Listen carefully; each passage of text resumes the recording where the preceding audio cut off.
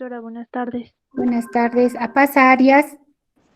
Presente, doctora, buenas tardes. Buenas tardes. Apasa Vilcapasa. Presente, doctora, buenas tardes. Buenas tardes. Arias Oblitas. Beltrán Salazar. Presente, doctora, buenas tardes. Buenas tardes. Cáceres Jordán Diego. Presente, doctora, buenas tardes. Buenas tardes. Camacho Hurtado. Presente, Carvajal Taco. Presente, doctora, buenas tardes. Buenas tardes. Carrión Quispe. Presente, doctora, buenas tardes. Buenas tardes. Cagua Corimanya. Eri. Presente, doctora. Presente, doctora. Buenas tardes. Charca Fernández Ernesto. Duberlí. Cornejo Chávez Lucero del Carmen. Presente, doctora, buenas tardes. Buenas tardes. Escamante Nahuamel José Percy. Presente, doctora, buenas tardes. Buenas tardes. Farfán Ingrid. Presente, doctora, buenas tardes. Buenas tardes. Ferrell Pamela. Presente, doctora, buenas tardes. Buenas tardes. Gil Carla Mireya.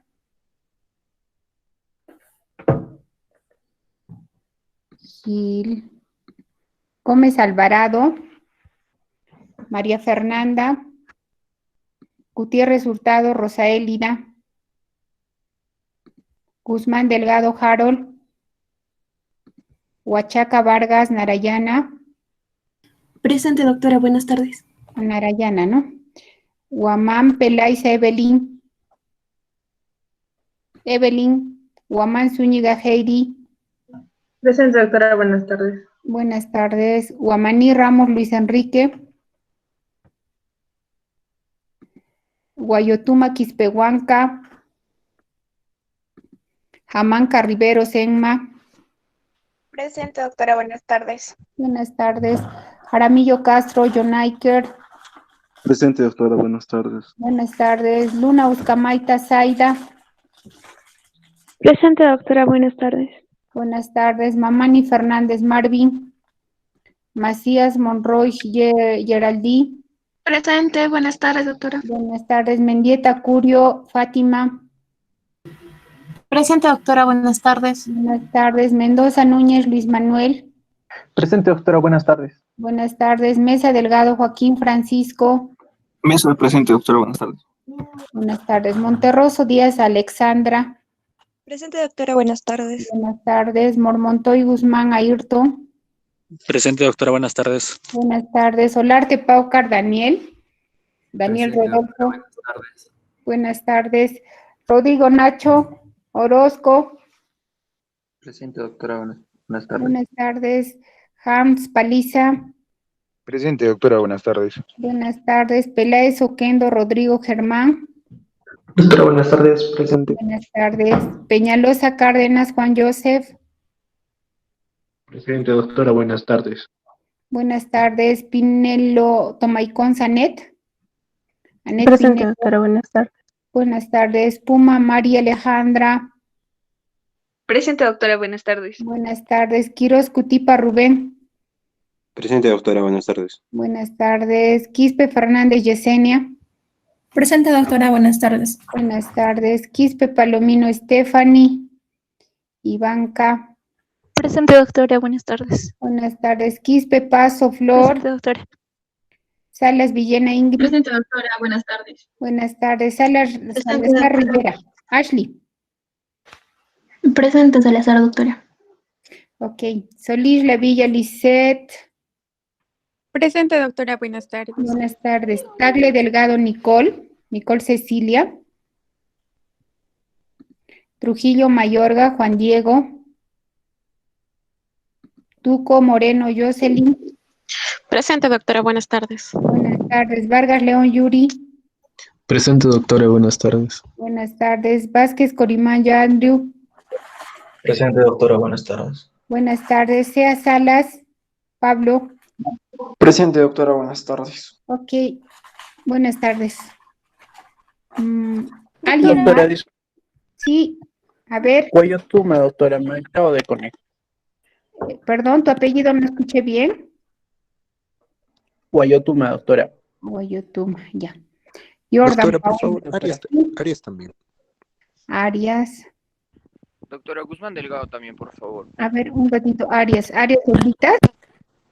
Sí, doctora, por favor. Y ya, después de Arias, ¿alguien más dijo su apellido? No escuché la tercera persona que me habló. Doctora Guzmán Delgado, por favor. Ya, Guzmán Delgado. ¿Quién más? Gil Palomino, por favor, doctora. Gil Palomino, está bien. Nadie más, ¿no? Ya, ok, chicos. Vamos a comenzar con las exposiciones de soporte transfusional. Ya saben, los expositores tienen que activar su cámara. Comenzamos. Doctora, buenos días, soy Mendieta Curio. ¿Se puede observar mi cámara? Sí. Ya, voy a cerrar la cortina. Sí, porque no se nota muy claro. A ver. Ya, ahora. Te escuchamos. Sí, está bien. Ya, está bien, doctora. Bueno, buenas tardes, doctora y compañeros todos. En esta ocasión, mi grupo y yo vamos a exponer sobre soporte transfusional. El caso clínico, el índice de los temas que vamos a tocar va a ser primero el caso clínico, después la introducción, componentes sanguíneos, donación de sangre, compatibilidad, indicaciones de transfusión y el uso de hematíes, después el uso de plaquetas, uso de plasma inactivo, el uso de granulocitos crioprecipitados y componentes sanguíneos irradiados, proteínas plasmáticas, aféresis terapéuticas, reacciones adversas de la transfusión y, por último, el artículo de revisión. El caso clínico. El caso clínico consta de un paciente de 60 años que tiene como antecedentes cirrosis hepática e insuficiencia renal crónica. Se decide o se le somete a un trasplante hepático y a un trasplante renal. Se decide la cirugía renal. Del trasplante renal. En el preoperatorio, los valores que presentan los más importantes, podemos ver que el INR es en 1.5, el TTPA está en 42 segundos y las plaquetas están en 42,000. El paciente tiene plaquetopenia, por lo cual se le indica colocar por vías venosas dos introductores de 8.5 FRs que van a estar conectados simultáneamente a calentadores de fluidos. También se decide usar frazadas calentadoras de aire para la mitad inferior y superior de su cuerpo y la máquina de Cell Saver, que es una máquina de autotransfusión que mediante el paciente vaya estando perdiendo hemoderivados y también sangre, la máquina de Cell Saver va a estar transfundiendo automáticamente y también a la vez. Durante el proceso de hepatectomía, el paciente sangra alrededor de 10 litros, por lo cual se decide un tratamiento de glóbulos rojos y plasma fresco congelado. En los exámenes perioperatorios se determina de que el potasio se encuentra en 6 miliequivalentes por litro, lo cual está elevado.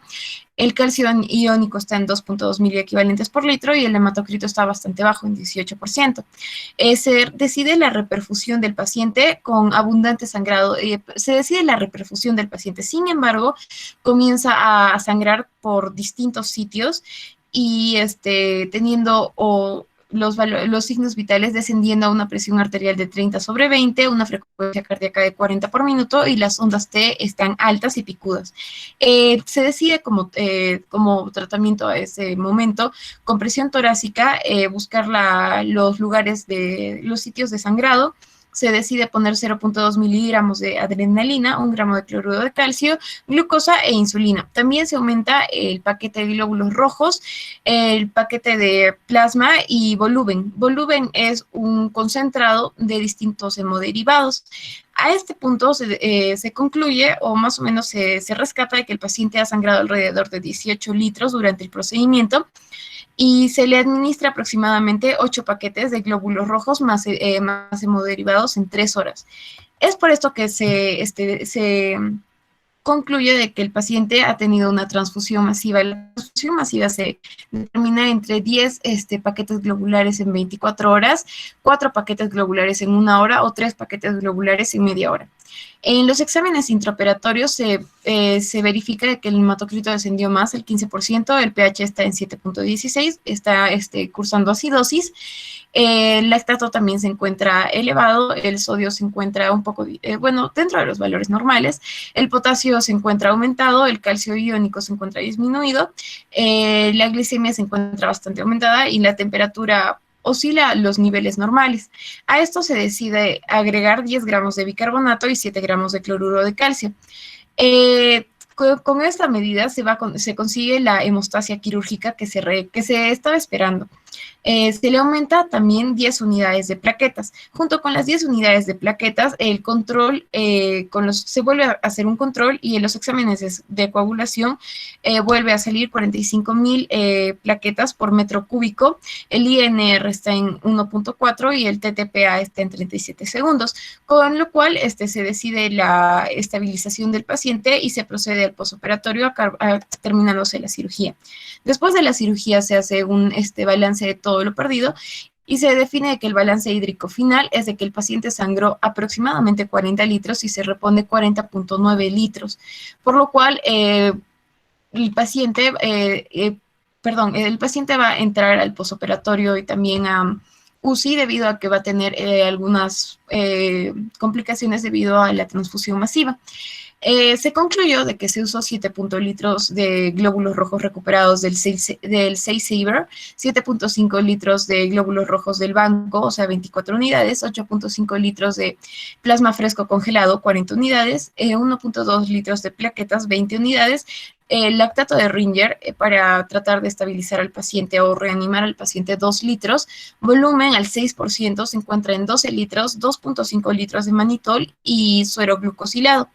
El paciente va a evolucionar establemente al posoperatorio y se extuba el cuarto día y se tiene que la creatinina está en 2.6 miligramos aproximadamente al tercer día y 2 miligramos al quinto día, concluyendo de que el paciente está estable.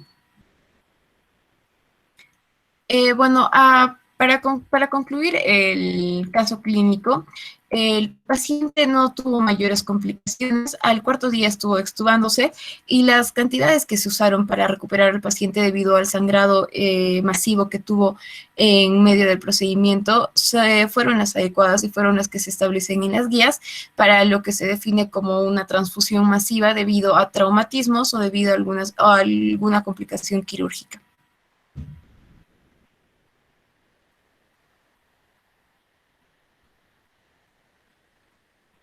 Bueno, ya dando inicio a lo que sería la parte la parte teórica de lo que sería la exposición, vamos a hablar sobre la introducción de lo que sería el tratamiento transfusional y veremos que, bueno, dentro de las 2 últimas décadas y gracias a los grandes avances tecnológicos, se permite una mejor selección de donantes y el estudio de las donaciones ha perfeccionado mucho lo que sería la seguridad de esta técnica. Vamos a ver que la producción de componentes sanguíneos de alta calidad y seguridad ha permitido que el tratamiento transfusional actualmente sea un tratamiento seguro y eficaz. Sin embargo, tenemos que tener en cuenta que aún persisten, a pesar de todo este avance de perfeccionamiento y seguridad, vamos a ver que van a permanecer los efectos adversos asociados a la transfusión y por ello tiene que ser un proceso de sumo cuidado, ¿no? Es por eso que les puse esa frase, ¿no? La mejor transfusión es la que no se realiza, ya que si bien este tratamiento ha ido perfeccionándose, no podemos hacer abuso de este tratamiento, ¿no? Siguiente diapositiva, por favor. Una más. Ya. Bueno, estos serían algunos criterios para lo que sería la donación de sangre, ¿no? Estos son lo que nos refiere la bibliografía del libro de pregrado de hematología de pregrado, dentro de los cuales nos da los criterios de selección del paciente, ¿no? El paciente acá nos dice la edad de entre 18 y 65 años, un peso mayor a 50 kilos, en este caso se nos brinda los valores de hemoglobina, ¿no? Para lo que sería su medio, y el intervalo de donaciones, ¿no? Sin embargo, yo también y también nos da criterios de exclusión, ¿no? Como por ejemplo los antecedentes de tener infecciones por hepatitis B, C, VIH, HTLV o puede ser también, por ejemplo, enfermedades cardiovasculares, otras comorbilidades, ¿no? Como son diabetes, hipertensión arterial grave, etc. Sin embargo, les quise traer este afiche de lo que sería salud, que es aplicado en nuestro medio para compararlo un poco. Una más podrías pasar. Gracias. Sí, acá agrandé un poco los requisitos, y bien, se parece mucho, ¿no? Lo que sería la edad de entre 18 a 60 años. El peso también se mantiene un peso mínimo de 50 kilos. El paciente obviamente debe de gozar de una buena salud y, bueno, debe estar identificado correctamente. En este caso no se nos refiere de forma específica cuánto deben ser los valores de hemoglobina, como es la bibliografía. Sin embargo, se nos refiere que en este caso el paciente solo puede ingerir agua o jugo antes de lo que sería la donación. Así también se nos refiere de que si el paciente presenta o tiene tatuajes o piercings, recientemente realizados, tiene que esperar 1 año de antigüedad para poder donar. El siguiente, por favor. Bueno, este es otro aviso, ¿no? Donde se nos dan un poco lo que serían las indicaciones. En este caso también yo quería agregar que había leído que en el MINSA se mencionaba que las mujeres podrían donar cada 3 meses y los varones de cada 4 meses, ¿no? Este afiche nos dice lo mismo, solo que es algo curioso, ya que nos dice que en el punto 6 los donantes de plaquetas deben traer 1,5 litros de yogur, ¿no? Que es algo curioso, no encontré por qué se podría dar, pero me supongo que ayudaría a lo que sería reponer quizá de mejor manera lo que sería el componente plaquetario. La indicación de traer una botella de agua es inferible, ya que si al paciente se le va a retirar una porción de lo que sería líquido sangre, para evitar lo que sería un cuadro de hipotensión, el paciente tiene que venir bien hidratado y además traer un suplemento de agua, ¿no? Siguiente, por favor. Ya. Bueno, como les mencionaba anteriormente, el tratamiento transfusional se hacía con sangre total, ¿no? Que aproximadamente se sacaba al paciente 450 mililitros de sangre total, no de forma específica como actualmente se da, como son hematíes, plaquetas, plasma, sino sangre entera, o sangre total, y con esa sangre total se daba el tratamiento transfusional por cualquiera de las carencias de componentes específicos, ¿no? Sin embargo, actualmente, gracias a lo que serían los mejores separadores celulares y el uso de maquinaria, se pueden dar donaciones fraccionadas, ¿no? Como son ya el uso, por ejemplo, de hematíes, plaquetas, plasma, pero de forma separada. Es importante mencionar también que se pueden transfundir, por ejemplo, concentrados de hematíes o paquetes globulares. Un concentrado de paquetes globulares elevaría la hemoglobina en 1 gramo por decilitro. En cuanto a las plaquetas, vamos a ver que una unidad está indicada por cada 10 kilos de peso del paciente. Y bueno, en cuanto a lo que sería el plasma, vamos a ver que el plasma fresco congelado va a darse una dosis de, por ejemplo, 5 a 10 mililitros por kilogramo, ¿no? Esto lo van a ampliar de mejor manera durante la exposición. Y bueno, estas serían las máquinas que nos permiten mejorar estos tratamientos selectivos, ¿no? Siguiente, por favor. Bueno, en esta imagen, en este cuadro se nos refiere un poco más acerca de lo que serían los exámenes que se tienen que hacer a los componentes sanguíneos, ¿no? Por ejemplo, el grupo sanguíneo, la determinación del RH, tenemos que buscar, por ejemplo, marcadores serológicos o antígenos, por ejemplo, en caso de que la sangre esté posiblemente con sífilis, o descartar sífilis, hepatitis B, hepatitis C, VIH, entre otros, ¿no? Y en la imagen de la izquierda les puse esto para ver cómo que a partir de sangre total se obtenían los hemoderivados, ¿no? Como es el paquete globular, plasma rico en plaquetas, también se obtiene lo que serían los crioprecipitados. Siguiente, por favor. Bueno, esto de mejor manera, ¿no? Que nos indica que mediante procesos de centrifugación vamos a obtener a partir de sangre total los diferentes hemoderivados. Y bueno, en cuanto a lo que sería la autodonación, vamos a ver que en este caso la donación va a ser principalmente de sangre autóloga. ¿Qué quiere decir? Que el mismo paciente que va a donar va a recibir la sangre. Y esto principalmente se da en pacientes, por ejemplo, que en el medio, por ejemplo, tienen un grupo sanguíneo muy poco encontrado en bancos de sangre o un grupo sanguíneo muy raro, ¿no? Es por estas razones la cual se reserva este proceso. Y se puede obtener por diferentes métodos, ¿no? Por ejemplo, lo que sería una autodonación preoperatoria, ¿no? Una semana antes o días antes se le extrae sangre al paciente para luego dársela colocársela de nuevo, y también, por ejemplo, se hace una hemodilución aguda normovolémica para tratar de realizar este proceso. Este proceso ciertamente tiene ventajas, por ejemplo, es un proceso más seguro ya que no hay un riesgo de infección, etcétera, pero el riesgo principalmente es el que el paciente llegue con anemia al proceso, al cuadro o procedimiento operatorio. Siguiente, por favor.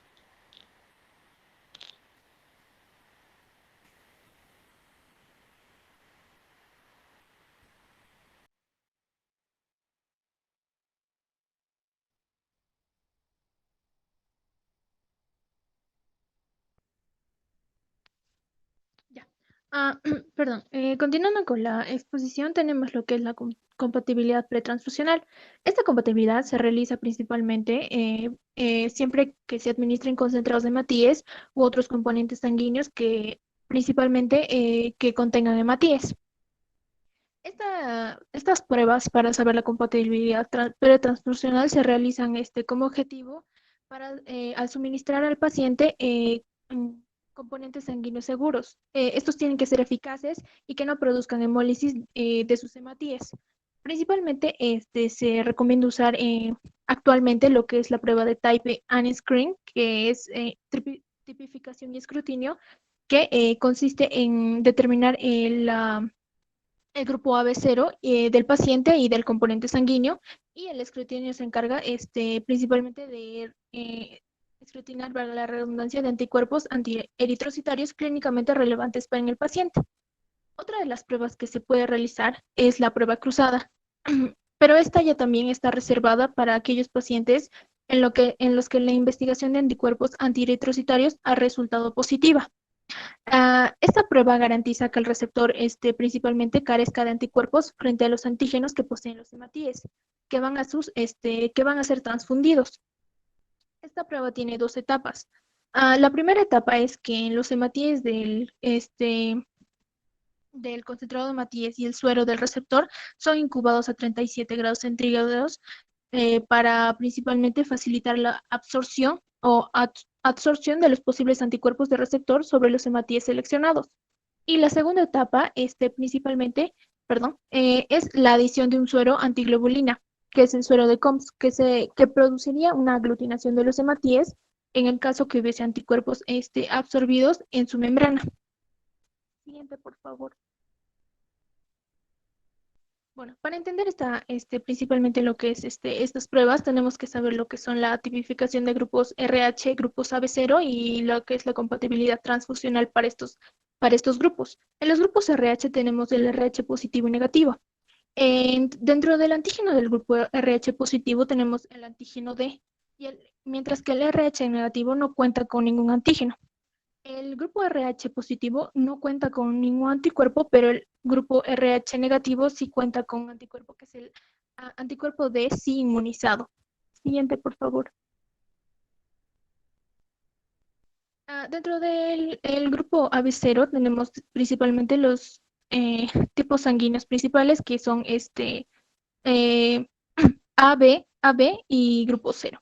Entre estos, el grupo A cuenta con hematía A, con el mismo nombre, un anticuerpo anti-B y un antígeno A. El grupo B cuenta con hematía B, un anticuerpo anti-A y un antígeno B. El grupo AB cuenta con hematíes A y B, no tiene anticuerpos, pero sí tiene antígenos A y B. El grupo 0 ya también no tiene un hematíes 0, tiene anticuerpos anti-A y anti-B, pero no cuenta con antígenos. Siguiente, por favor. Y en este cuadro se tipifican lo que es la compatibilidad transfusional para lo que es ambos grupos. Si el paciente tiene un grupo de receptor A, cuenta con antígenos un antígeno de hematíes de tipo A, un anticuerpo de suero anti-B y a su vez es compatible con el receptor A y 0. El paciente de grupo B es compatible con pacientes tipo B y 0. El paciente 0 también es compatible con pacientes de tipo sanguíneo 0. El paciente AB es compatible con AB, A, B y 0. Y el paciente RH positivo es compatible como con RH positivo y negativo. y el tipo RH negativo solamente es compatible con pacientes RH negativo. Siguiente, por favor. Dentro de las pruebas transfusionales tenemos que en transfusión de concentrados de Matías se consideran lo que son los grupos AB0 y RH, posiblemente lo que son los antígenos RHD, del componente y a su vez del receptor. El escrutinio, una de las pruebas que se utiliza actualmente, se realiza con anticuerpos irregulares mediante la prueba de antiglobulina en tubo o tarjeta en el paciente. También existe una prueba rápida de compatibilidad enfrentando suero del paciente y hematíes del donante. Y la prueba cruzada mayor, que está reservada, como ya lo dije, principalmente para pacientes en los que la investigación de anticuerpos ha resultado positiva, garantiza que los hematíes del concentrado de hematíes seleccionado sean compatibles con los del receptor. Y esto se realiza en los casos en que el escrutinio de anticuerpos irregulares es positivo. Y en transfusión de plaquetas y plasma, en esta prueba se toma en cuenta el grupo AB0 y RH, igual que del componente y del receptor. Siguiente, por favor.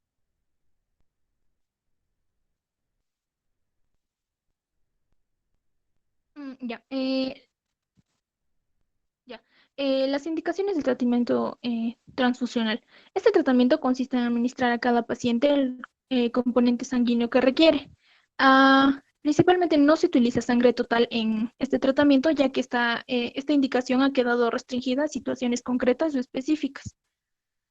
Principalmente los objetivos de del tratamiento transfuncional indicando es reponer el componente específico de la sangre que precisa el paciente para poder incrementar el transporte de oxígeno a los tejidos, para corregir sus hemorragias debidas a plaquetopenias, para normalizar los trastornos de coagulación, entre otros procesos podría ser para procesos en los que están implicados proteínas como la albúmina o las inmunoglobulinas, o también se utiliza para combatir el compromiso hemodinámico secundario a una hemorragia masiva en el paciente. Siguiente, por favor.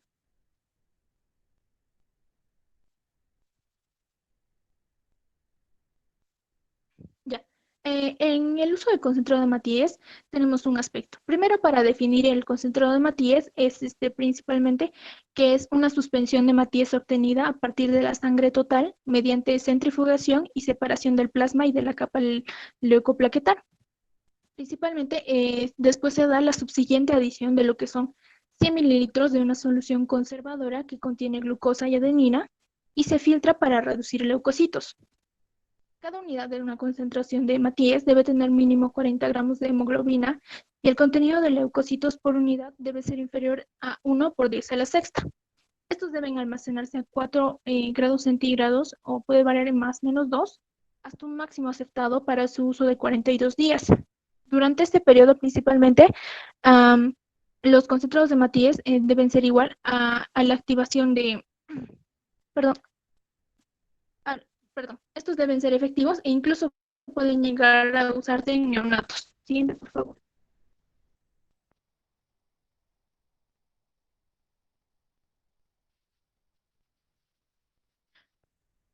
Siguiente, por favor.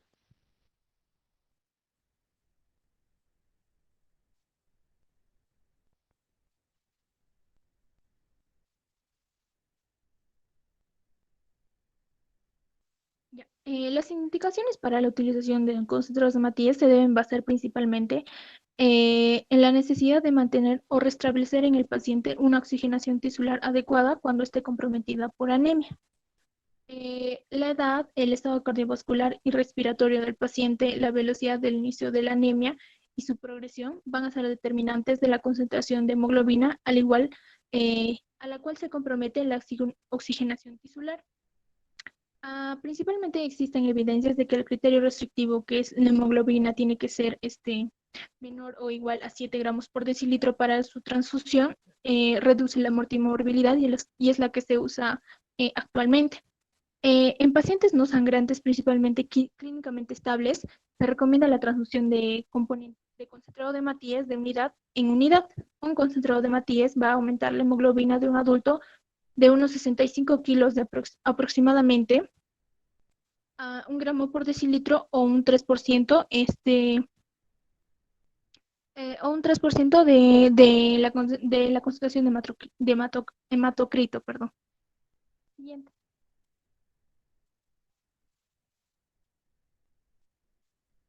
Las indicaciones para el uso de concentrado de MATIES se basan, como dije, en el valor de hemoglobina, que es menor o igual a 7 gramos por decilitro. Si esta hemoglobina es mayor a 10 gramos por decilitro, la transfusión casi nunca está indicada. Si la hemoglobina se encuentra dentro de 7 a 10 gramos por decilitro, la transfusión está indicada si existe una clara relación anemia-síntomas del paciente. Principalmente no está indicada. Si esta anemia tiene un valor de 5 a 7 gramos por decilitro, el juicio clínico es fundamental en la decisión de transfundir. Y si esta hemoglobina es menor a 5 gramos por decilitro, prácticamente siempre se debe transfundir en el paciente. Siguiente, por favor.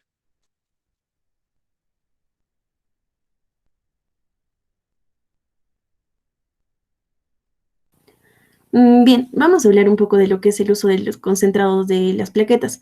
En este caso, como podemos observar en la primera imagen, teníamos este cuadro de lo que era la sangre total. Recordemos que procesos como la centrifugación nos van a permitir obtener a partir de este el concentrado de MATIES y también el plasma rico en plaquetas. Es importante que nos vayamos a ver también el tubo de hematocrito. Recordemos que cuando nosotros hacíamos la medición del hematocrito encontrábamos 3 capas, ¿no? Ya sea el plasma, el componente de los eritrocitos y la capa que es la más delgada y la que va a tener menor contenido, que viene a ser la capa leucoplaquetar. Entonces, por esto podemos inferir que cuando nosotros extraigamos una unidad de sangre que compone 450 mililitros, no vamos a obtener tantas plaquetas como va a ser la cantidad de eritrocitos o la cantidad de plasma, pues la cantidad de plaquetas es bastante reducida por un donador. Entonces, este es el proceso de obtención. Siguiente, por favor.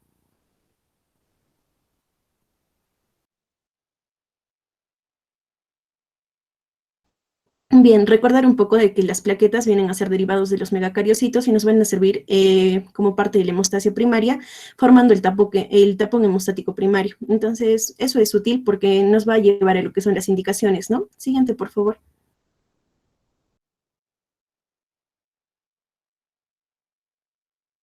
Bien, dentro de lo que son el uso de concentrados de plaquetas, tenemos que recordar que una unidad plaquetar va a ser aproximadamente de 50 a 60 mililitros. Esta unidad plaquetar generalmente la obtenemos de un donador, pero ¿qué ocurre? Como les decía, va a haber una baja cantidad de plaquetas que no va a ser tan útil. Entonces, ¿qué surge a partir de esto? Surge el pool de plaquetas. Un pool de plaquetas compone de 4 a 5 donadores, es decir, vamos a tener alrededor de 300 mililitros. No va a haber peligro de una hipervolemia en un paciente normovolémico que vayamos a administrar, porque son cantidades reducidas, ¿no? Como hemos podido ver. Asimismo, el hecho de que nosotros vayamos a obtener esta cantidad de plaquetas de diferentes donadores va a hacer que tengamos un riesgo mayor a lo que son las infecciones. Recordemos que como parte de las reacciones que podrían darse en un proceso de transfusión, viene a ser la colonización de alguna bacteria dentro de lo que son los hemoderivados. Entonces, en este hemodderivado que viene a ser las plaquetas, es el hemodderivado en el cual hay mayor riesgo de infección. Sobre todo por lo que les decía, que había gran cantidad de pacientes donantes y sobre todo de 4 a 5 pacientes que te donen, tienes más riesgo de esto. Asimismo, tienes más riesgo de lo que es la aloinmunización de antígenos plaquetarios. Tenemos 2 tipos de plaquetas, las plaquetas convencionales, que son las que les acabo de mencionar, y tenemos las plaquetas de donante único, que es el procedimiento que se está tratando de aplicar más actualmente. Este paciente donante único se hace mediante un proceso de plasmaféresis en el cual solo vamos a obtener la cantidad de plaquetas de un solo donador, entonces nos evitamos los riesgos tanto de aloinmunización como los riesgos de infecciones bacterianas. Asimismo, recordar un poco que las plaquetas, así como pueden ver en la imagen, tienen diferentes antígenos y estos pueden ocasionar una inflamación o una respuesta inflamatoria, ¿no? Por una reacción antígeno-anticuerpo. Siguiente, por favor.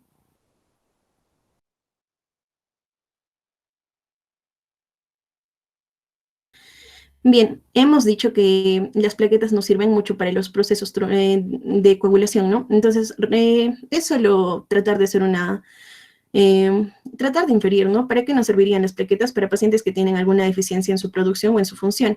Entonces, vamos a tener 2 tipos de caracterización terapéutica o profiláctica. Es decir, la profiláctica nos va a ayudar a mantener niveles de plaquetas, digamos, en rangos normales para evitar procesos hemorrágicos, y la utilidad terapéutica nos va a ayudar a reconocer procesos hemorrágicos con baja cantidad de plaquetas, entonces tenemos que realizar este proceso de hemoderivación. Tenemos diferentes indicaciones dentro de las cuales podemos encontrar, como les decía, un defecto en la producción de las plaquetas, una trombopenia periférica no inmune con alguna función medular normal y tenemos disfunciones plaquetarias. Entonces, para recordar, más que todos los acápites que se vayan a tocar, en general es ya sea en la función o en la producción de plaquetas necesitamos actuar, y para esto también necesitamos reconocer los niveles de plaquetas. Nosotros veíamos que para una trombopenia teníamos como valores indicados 50.000, ¿no? Entonces, en este caso, no siempre voy a realizar con 50.000, menos de 50.000 plaquetas o una transfusión de lo que son las plaquetas. Si no, tengo que reconocer si un paciente está con hemorragia y tiene menos de 50.000, puedo pensar en utilizar esta terapia, ¿no? O si mi paciente quiero hacer profilaxis y no tiene ningún proceso hemorrágico, puedo considerar valores de 20.000, 30.000 para empezar a hacer este uso de concentrados de plaquetas. Siguiente, por favor. Bueno, y ya vamos a la parte, digamos, casi final de lo que son los diferentes hemoderivados. Tenemos el plasma fresco congelado. Es, como su nombre, es el uso del plasma que va a estar a menos 30 grados centígrados y vamos a tenerlo por 12 meses como tiempo de uso, ¿no? Que podamos usarlo. En general, los factores que vayamos a encontrar en se usa mucho para pacientes que tienen deficiencia, digamos, de algún factor de coagulación, ¿no? Hemos visto que teníamos pacientes que tenían trombopenia, tenían procesos, digamos, de deficiencia de los factores, ¿no? Entonces ahí podemos utilizar este tipo de plasma fresco congelado. ¿Por qué es el cuarentenado y el inactivado? ¿O en qué radica su diferencia? En que cuando nosotros usamos plasma, podemos tener pacientes que tengan, digamos, alguna infección por virus, y ese plasma fresco congelado tiene que pasar 4 meses, digamos, sin usarlo, ¿no? Hasta que el paciente que haya donado este plasma salga en un viraje negativo, es decir, que no tenga ningún virus, ¿no? Es un método de control para la transfusión. Y otro es el plasma inactivado, que es el mejor, digámoslo así, porque es el mismo, el plasma fresco congelado, pero se somete a diferentes terapias fotodinámicas, como es los rayos ultravioletas, etcétera, para eliminar la cantidad de virus que vayamos a tener. La única desventaja que podríamos hallar es que el factor 8 va a estar en menor cantidad en este plasma inactivado, ya sean por los procesos que han pasado, ¿no? Entonces, en cada uso de hemoderivados, si se han dado cuenta, hemos tratado de resaltar qué características son las de cuidado, ¿no? Este plasma, por ejemplo, va a venir en unidades de 200 a 300 mililitros. Les decía, en las plaquetas vienen en unidades de 50 a 60 mililitros. Y es diferente, ¿no? Para la sangre o para el componente hemático. Asimismo, tienen que recordar un poco de lo que son las características o las temperaturas que se usan para la mantención de los diferentes hemoderivados. No es lo mismo un plasma fresco congelado a menos 30 grados centígrados, las plaquetas que van a ser a 20 grados centígrados, es decir, a temperatura ambiente, digámoslo así, o ya sea en el uso de los hematíes que van a tener un 4 grados centígrados. Y el tiempo también, ¿no? O sea, por ejemplo, el plasma fresco congelado nos va a durar 12 meses, las plaquetas nos van a durar 7 días para su uso y tienen que estar en agitación continua. Entonces, en cambio, los hemoderivados nos van a durar un poco más. Entonces, eso es lo que tendríamos que recordar un poco dentro del uso de los hemoderivados como características principales.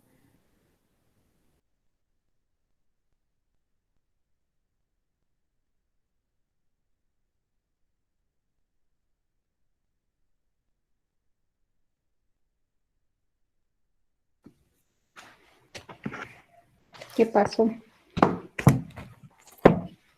Doctora, un minutito, por favor. Ya se está conectando. Ok. A ver, de repente, mientras se conecta, podemos de repente aclarar algunos temas. En relación a la selección de donantes, bueno, que ya su compañero nos ha mencionado, bueno, también nos han hablado de que la mejor donación es la que no, o la mejor transfusión es la que no se hace, ¿no?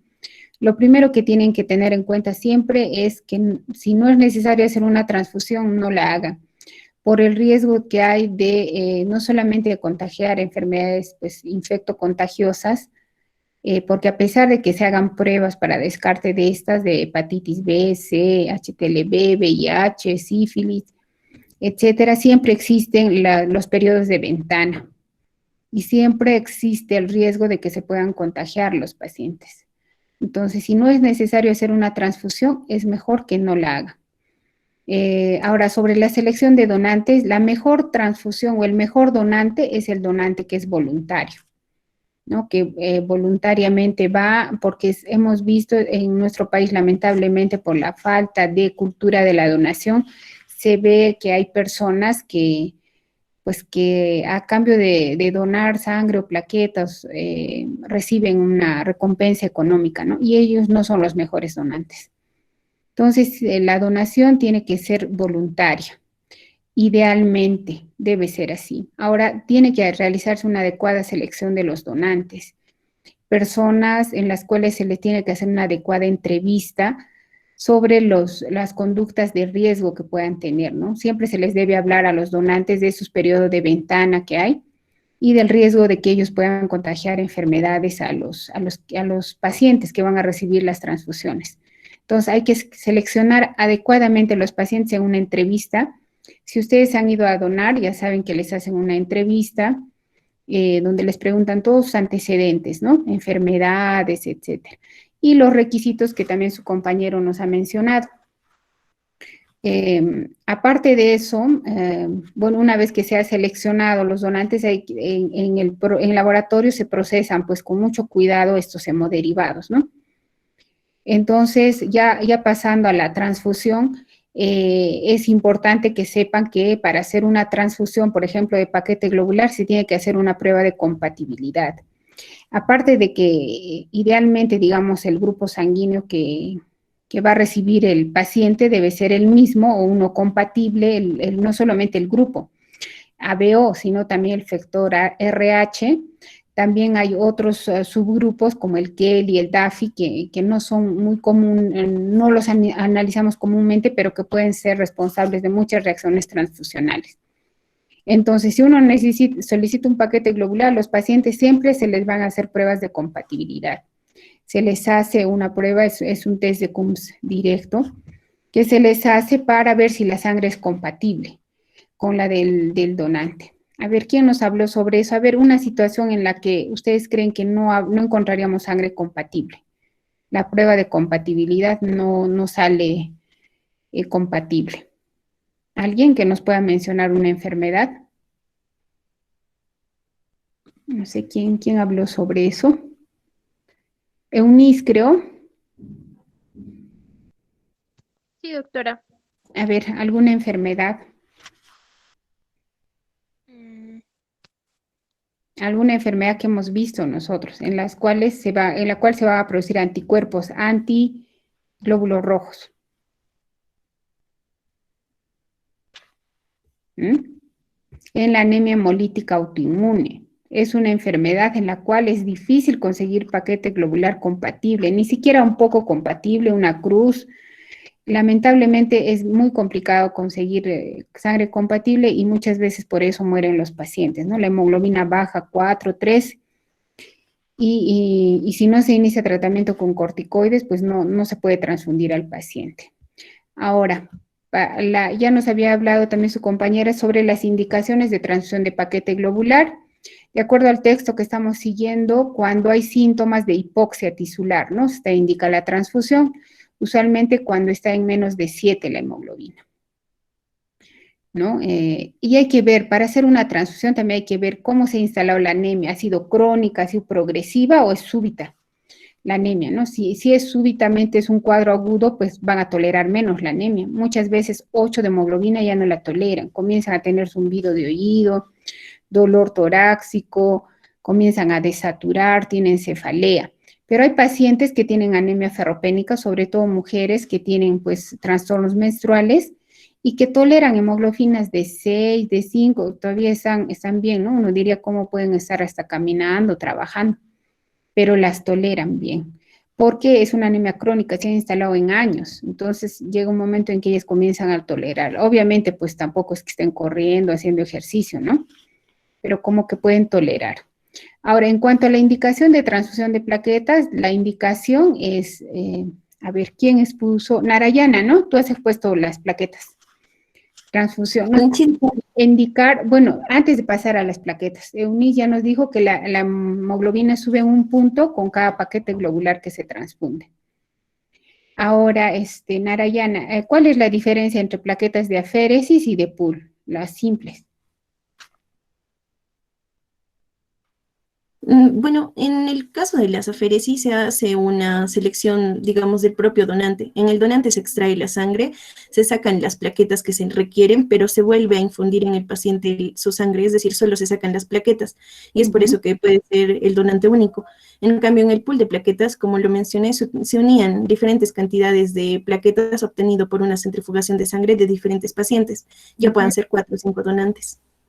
Ya, ¿cuáles son las dosis? Si es de pool, la dosis de transfusión es de 1 unidad de pool por cada 10 kilos de peso. A ver, por ejemplo, ustedes en promedio, los varones pesan 70 kilos. Deberían recibir 7 unidades de pool. Pero si es de aféresis, solamente van a recibir un paquete de aféresis. Esa es la otra ventaja, ¿no? Y obviamente el que se exponen menos también, ¿no? Si se les saca un solo donante, hay menos riesgo de que se puedan contagiar enfermedades que si se hace de pool. La otra ventaja es que cuando se hacen plaquetas de aféresis, aumenta más el recuento de plaquetas. Hay veces entre 30 a 50 mil plaquetas incrementan por aféresis.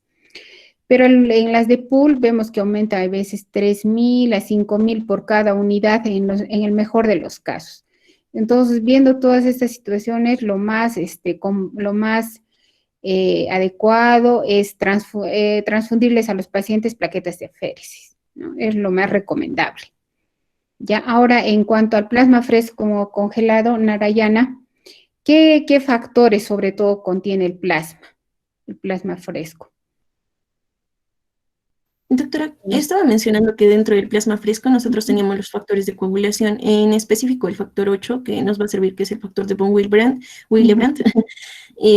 y los factores de coagulación en general. Y también podemos encontrar albúminas, inmunoglobulinas, ¿no? Ya. Ahora, ¿vas a hablar de algún otro hemodiderivado más, Narayana? ¿O ahí acaba todo? No, doctora, todavía continúan mis compañeros. Van a mencionar más. Sigan, por favor, chicos.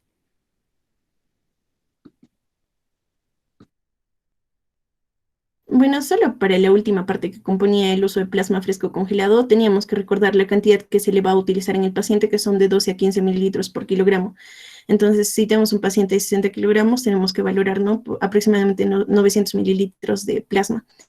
Y solo un punto para recordar es que en un paciente, justo con la pregunta que hizo la doctora, en un paciente que tengamos la transfusión de plaquetas o plasma, no debemos olvidarnos de la compatibilidad del paciente. O sea, para esto recordar, por ejemplo, que en un paciente RH negativo, transfundirle las plaquetas de una paciente, en una paciente mujer RH negativo y transfundirle plaquetas RH positivo, va a haber también una reacción adversa. Entonces tenemos que tener bastante cuidado aquí para evitar la eritroblastosis fetal.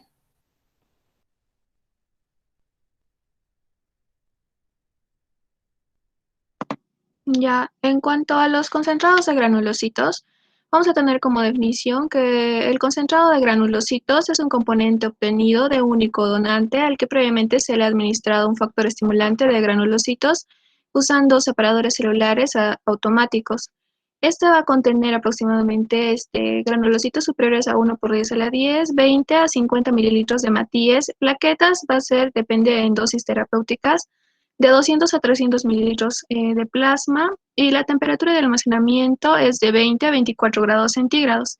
Además, se debe administrar lo antes posible después de que se haya recolectado y siempre en las 24 primeras horas de almacenamiento. Además, antes de iniciar el tratamiento con granulocitos, se debe garantizar la disponibilidad de los donantes durante todo el tiempo que dure el programa de tratamiento. Además, el paciente debe ser transfundido al menos cada 24 horas, siendo inicialmente la transfusión cada 12 horas, hasta que el paciente se recupere o se solucione la condición por la que se ha indicado esa transfusión. Dentro de las indicaciones tenemos que el concentrado de granulocitos se va a indicar en pacientes muy seleccionados en los que sea muy probable que tengan una recuperación a corto plazo. Anterior, por favor. Uno anterior. Ya. Entonces, dentro de las indicaciones principalmente tenemos neutropenia con valores menores a 500 neutrófilos por microlitro que tenga una infección grave documentada y que no está respondiendo al tratamiento antibiótico apropiado después de las 48 horas, también en pacientes con deficiencia funcional de neutrófilos. Siguiente, por favor. Los crioprecipitados, bueno, vamos a ver que el crioprecipitado humano va a ser la fracción de las proteínas plasmáticas que van a permanecer insolubles cuando el plasma fresco congelado es descongelado en condiciones apropiadas de temperatura. Estas van a ser separadas mediante centrifugación intensa y concentrado a un volumen final de 10 a 20 mililitros libre de células. Este crioprecipitado, bueno, va a contener una fracción importante del factor 8 en mayor o igual a 20 unidades internacionales. También va a contener el factor de von Willebrand en un 40-70% y así como un fibrinógeno en mayor o igual a 150 miligramos. También va a tener el factor 13 de 0 a 30% y fibronectina de 50 a 60 miligramos. Este va a estar presente en el plasma recién extraído y separado. Actualmente se van a obtener este plasma a partir de plasma cuarentenado, en donde el donante va a ser investigado sobre los agentes infecciosos y se va a considerar idealmente la transfusión de donantes del grupo A o B. Y las condiciones de almacenamiento van a ser iguales a las del plasma fresco congelado. En cuanto a las indicaciones, bueno, anterior, por favor. Ya. Vamos a seguir con los componentes sanguíneos y ya, eso faltaba, los crioprecipitados.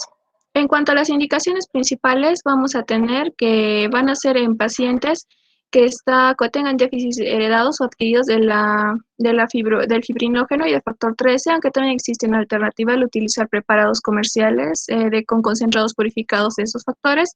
Y el uso más frecuente va a ser en la hemorragia masiva y en la hipofibrinogénemia adquirida de la coagulación intravascular diseminada.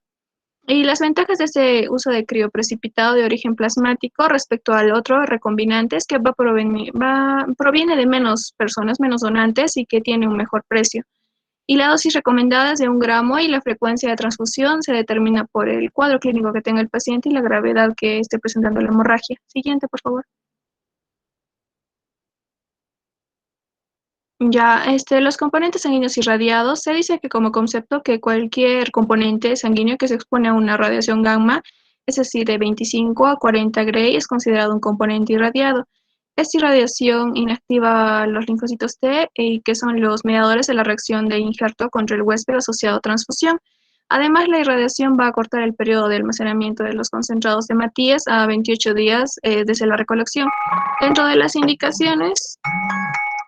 indicaciones vamos a tener que están principalmente estos componentes en pacientes que tengan alguna inmunosupresión, como por ejemplo inmunodeficiencias de linfocitos T graves, también receptores de trasplante hematopoyético, casos de linfoma Hodgkin, pacientes con tratamiento de análogos y antagonistas de las purinas, como alemtuzumab, con gamma globulina antitimocito en la transfusión intraútero y exsanguinotransfusión. ¿Por qué se va a transfundir estos componentes sanguíneos irradiados? Ya que estos pacientes tienen el riesgo de desarrollar una enfermedad injerto contra el huésped asociada a transfusión y va a ser mortal hasta en un 90% de los casos. Siguiente, por favor.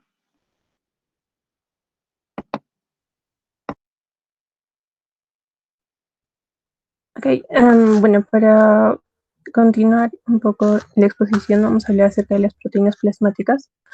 Entre ellas vamos a hablar de 3 que van a ser, bueno, primero la albúmina, que se prepara a partir del plasma humano por precipitación alcohólica, como ya le había explicado a mi compañera en una de las figuras anteriores.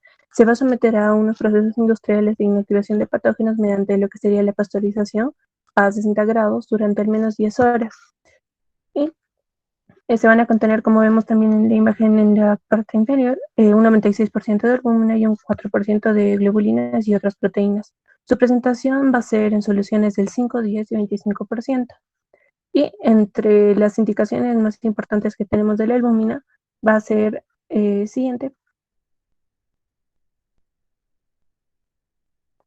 Va a ser como vemos en el cuadrito en situaciones de hipovolemia o en situaciones de hipoalbuminemia.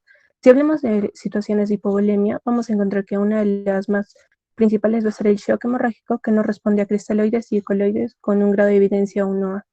Luego vamos a encontrar un trasplante hepático para controlar la citis y un edema periférico.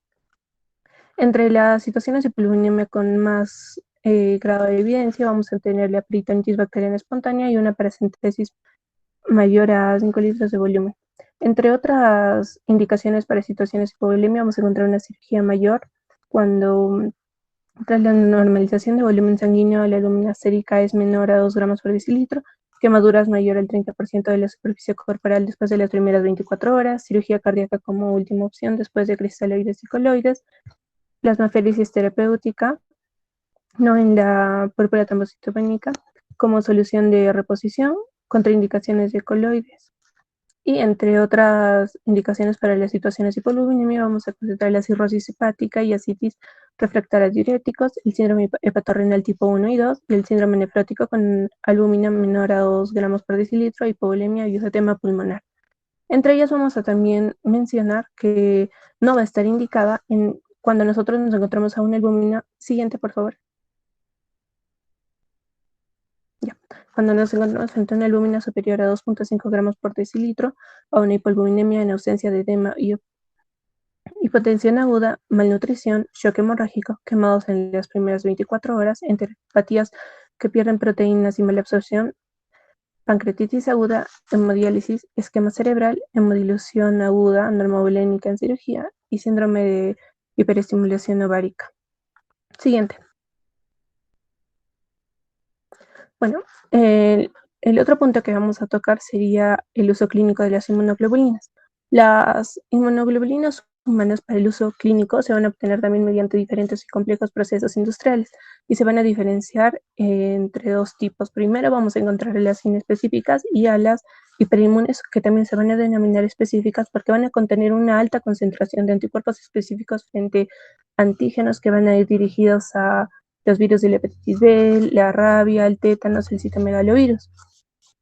La disponibilidad de estas, ya que se puede usar por vía intravenosa en altas dosis, ha producido un aumento muy importante en el número de indicaciones clínicas para este derivado plasmático. Como vemos en el cuadro que está presentándose, por ejemplo, vamos a ver en la púrpura trombocitopénica inmune, que va a precisar una elevación rápida de plaquetas por hemorragia grave o procedimiento invasivo con un grado de evidencia 1A, luego polineuropatías agudas como el síndrome de Guillain-Barré grave y crónicas, y también como los déficits secundarios a anticuerpos IgG en pacientes con linfoma crónico, leucemia linfática crónica y mieloma múltiple, y enfermedad de Kawasaki combinado con ácido acetilsalicílico. Si hablamos del grado de evidencia 2C, nos vamos a encontrar con inmunodeficiencias primarias como la enfermedad de Bruton, la inmunodeficiencia combinada grave, las inmunodeficiencias variables y síndrome IPIGM y un post-trasplante hematopoyético. Si hablamos también de este grado de evidencia, vamos a encontrarlo en gestantes con trombocitopenia neonatal de inmune y niños con enfermedad hemolítica recién nacido, graves que no responden a fototerapia, y necrólisis epidérmica tóxica y síndrome de Steven-Johnson con compromiso viral. Siguiente. Y bueno, por último vamos a hablar de los concentrados de los factores de coagulación. Estos también van a someterse a unos complejos procesos industriales y a unos sistemas de procesamientos con muchos métodos que van a tratar de eliminar las cepas virales. Vamos a tener la presentación de liofilizados que van a estar indicados en pacientes con deficiencias congénitas de factores de coagulación, y vamos a tener la presentación específica para los factores de coagulación, para la antitrombina, para la proteína C, inhibidores de C1 esterasa. Generalmente estos van a necesitar estar protegidos de la luz y a una temperatura entre 2 a 8 grados. Entre las indicaciones que vamos a ver de estos concentrados de factores de coagulación, vamos a ver que para el concentrado del factor 8 va a estar indicado en el tratamiento de las hemorragias y su prevención en pacientes con hemofilia tipo A. Si vemos del concentrado del factor 9, va a estar indicado en el tratamiento de episodios hemorrágicos en pacientes con ya también la hemofilia B. Si hablamos de concentrados del complejo protrombínico, va a ser como indicación básica el tratamiento de hemofilia B pero también está en este va a estar indicado el factor 9 recombinante. Otra indicación van a ser las deficiencias congénitas o adquiridas de factores 2, 7, 9 y 10. También van a estar indicadas en deficiencias combinadas del factor 7 y 10 y de antitrombina, así como el tratamiento de pacientes con inhibidores adquiridos del factor 8. También últimamente se ha visto que puede estar indicada en la reversión del efecto de algunos anticoagulantes nuevos sobre el efecto del factor 10A como el rivaroxaban o el apixaban, y va a estar contraindicado en las deficiencias adquiridas del complejo de la protrombina asociadas a hepatopatías. Indicaciones para los concentrados de antitrombina sería para el tratamiento de la deficiencia hereditaria de antitrombina como profilaxis en cirugía con pacientes que van a tener trombosis. Y las indicaciones para concentrados de fibrinógenos sería la hipofibrinogenemia y la disfibrogenemia, y también en situaciones de traumatismos sangrantes o coagulación intravenosa diseminada. Y doctora, creo que ya son las 4, no sé si... Sí, justo terminé mi parte. Tienen clases, ¿no? En todo caso, falta una parte de la exposición. Adriana me dijo que no podían hoy día para completar más tarde. Tienen, creo,